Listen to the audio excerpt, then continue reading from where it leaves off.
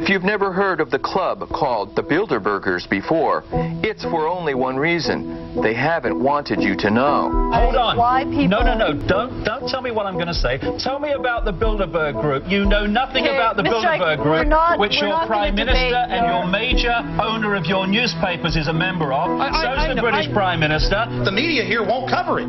There's a conspiracy theory, a shadowy elite of bankers and businessmen and politicians and media moguls are secretly controlling the government's world.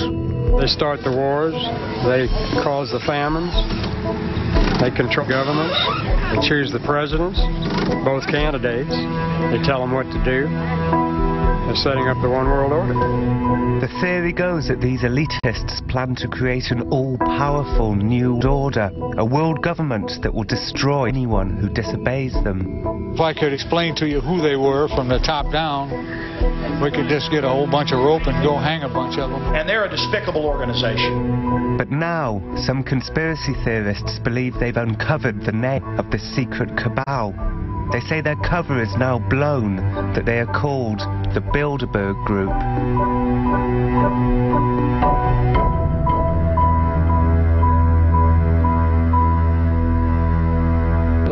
So, isn't it funny that the Bilderberg Group seems to be rather influential? Tony Blair, Bilderberg Group. Gordon Brown, Bilderberg Group. Leading players in the present British government. Now, of course, the opposition chancellor to Gordon Brown was Kenneth Clarke. Bilderberg Group. Let's look at the head of the World Bank, James Wolfensohn, Bilderberg Group. Let's look at the first two heads of the World Trade Organization, Peter D. Sutherland of Ireland and Renato Ruggiero of Italy, Bilderberg Group. Wherever you look, this thing comes up and no one's ever friggin' heard of it. It was hard for me to believe what the select journalists were sure of, that every major international power shift could be traced to this group that few people have ever heard of. I shall resign the presidency effective at noon tomorrow. Richard Nixon was forced out of office. A lot of people say that he was lucky to have survived with his life. They expedited John F. Kennedy's removal from office, but as I say, people speculated that they decided it would be too messy to have another president shot down in the streets of an American city. Well, there's quite a laundry list. They seem to have their evil hands in most of the upheavals of the world. The Persian Gulf War, raising this in America, the downfall of Lady Thatcher as Prime Minister of Britain.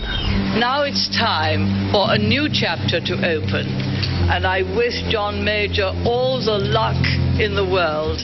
Jim says he once signed to Lady Thatcher and asked her how she felt about the Bilderberg Group secretly orchestrating her downfall. And her response, to be denounced by Bilderberg, I consider a tribute. Any head of state who would surrender his sovereignty to some international organization should not be head of state. She spoke very strongly about surrendering British sovereignty to the European Union. And they manipulated to kick her out and replace her with a trapeze artist from her own party. And of course now Tony Blair, who attends Bilderberg meetings and receives his orders. Thank you very much. Goodbye. In her going, she discovered to her cost that a British Prime Minister cannot govern without the constant support of colleagues. Yeah, chilling tale. Then, incredibly, at 5 p.m, something began to happen.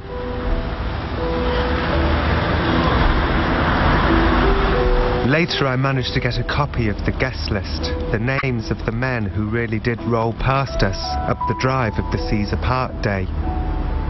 There was Umberto Agni, chairman of Fiat. There was Paul Allaire, chair of Xerox. There was Conrad Black, chairman of the Daily Telegraph. There was Kenneth Clarke. There was Donald Gray, publisher of the Washington Post. There was Richard Holbrooke, ambassador to the United Nations. There was Henry Kissinger. There was Peter Mandelson. There was William McDonough, president of the Federal Reserve Bank, New York. There were CEOs of Nokia and SmithKline. There was David Rockefeller, chairman of the Chase Manhattan Bank. There was Robert Shapiro, CEO of Monsanto. And there was James Wolfson, president of the World Bank. They're inside the scene of the crime now, planning their crimes. So it was all the more incredible that after months of trying, I was suddenly invited to meet the Secretary General of the Bilderberg Group, a secret ruler of the world himself, should you believe the conspiracy theorists. But you have done very well in keeping Bilderberg out of the public consciousness. There's no denying that. And that's what you wanted to do, is keep it out of the public consciousness. We don't... I don't think it's true to say that we want to keep it out. We've never wanted to get it in. We don't encourage people to mention mainstream press, because we don't encourage, you know, idle speculation about what we do. We forbid individual attendees to give meetings at our conferences. And we do that not because we're secrecy-mad, but because to control the politicians who come. I mean, you know, if we let them, they would all give press conferences, they all want television every day. You know, they're insane. You can't get people to talk honestly to one another, especially in front of political opponents in their own country, if they're going to be quoted, because people will only talk freely if they know they're not going to be quoted and distorted by prurient, ambitious journalists like you. It's a private organisation, and we live in an age can't distinguish privacy from secrecy. And privacy is then seen as secrecy, and secrecy is sinister by definition. Why are you happy to talk about it? Because you asked me. Especially if I'm answering claptrap from idiots who have no knowledge of it, but think they can improve their public image by attacking it. An appropriate venue is a comfortable, but not necessarily luxurious, hotel which is remote and peaceful, but not too far from a main airport, and there aren't many of those. We invite people to come to the meeting and we organise the panels, and somebody orders the wine and food.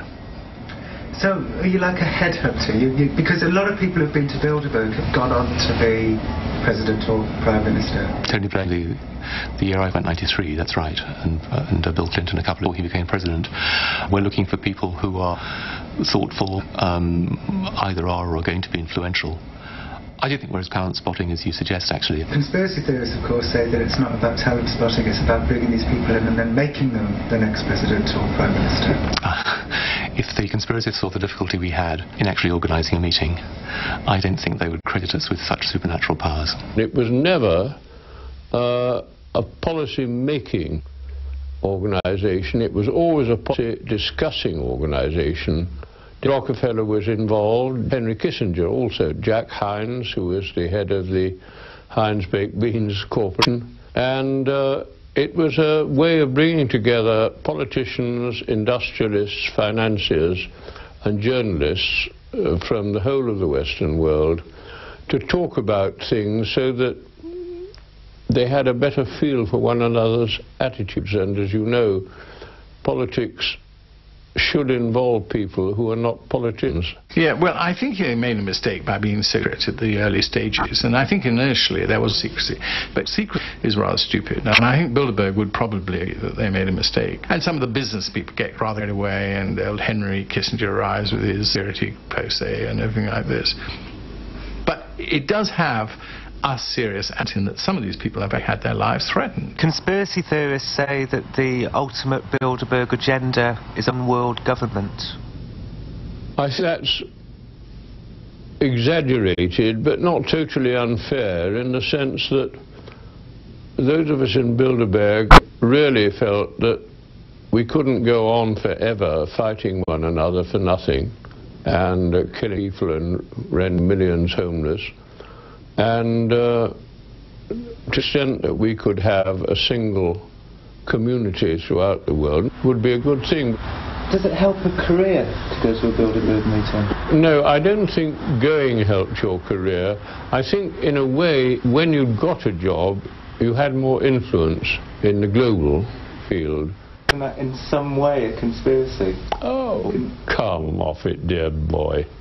Look, you get on in the BBE because you suck up to the people who will say, look, go and talk to Dennis Healey. Channel 4? Yes, that's right. Essentially. Oh, no, Channel 4 even worse, because that's commercial. I mean, you might as well say you're really trying to promote the interests of the people who advertise on Channel 4.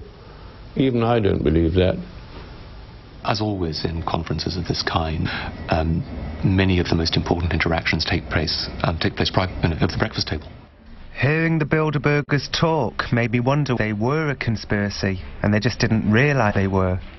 People who are there and talk privately at a dinner deserve to have their conferences respected. For me, the value has been building a group of friends, a network, if you like, people who I've come to know and have come to know me. In the end, maybe the secret room is more than a place to network, just like any golf club. Is this a good thing or a bad thing? It depends on you're a member of the golf club. The conspiracy theorists are right, the New World Orderists, although we haven't named for it. They're by and large internationalists. The business will tend to come from the bigger international companies, and it is very sensible. But that is the world. That is the way it happens in the world, and quite rightly. What's wrong with that? And what happens to those people who oppose this New World Order? They're like twigs in the tidal wave. If you don't have the right attitude, if you don't have the right belief system, you can be put up against a wall by these people. That's what they do. People who went to Bilderberg meetings as many times as Dennis Healy, including the first one. There's no way they don't know what it's really about. No way. Many photographs inside Bilderberg meetings. I felt we were getting along well with fellow globalists, and I was anxious to see his photographs, see the mood, the face. Have you got any in a nearby album we could see? No. Oh.